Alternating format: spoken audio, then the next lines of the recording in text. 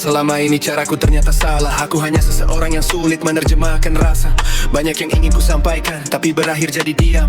Menyimpan semuanya sendiri sampai akhirnya tenggelam. Aku memang buruk dalam mengungkapkan isi hati. Seringkali peduli, tapi terlihat tak mengerti. Jika kehadiranku justru membuatmu tak nyaman lagi. Dengan segala ketulusan, maafkan aku sekali ini. Bukan niatku menjadi beban dalam harimu, atau meninggalkan jejak luka dalam langkahmu. Jika memang pergi adalah cara terbaik untukmu, maka perlahan aku akan belajar melepaskanmu.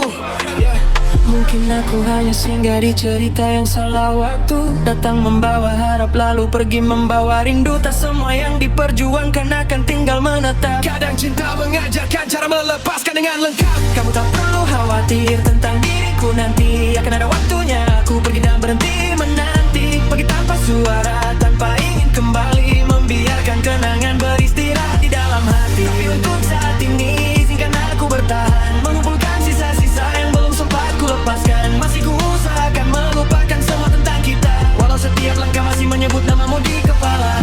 Aku belajar bahwa tidak semua harus memiliki. Ada yang cukup dikenang tanpa harus kembali.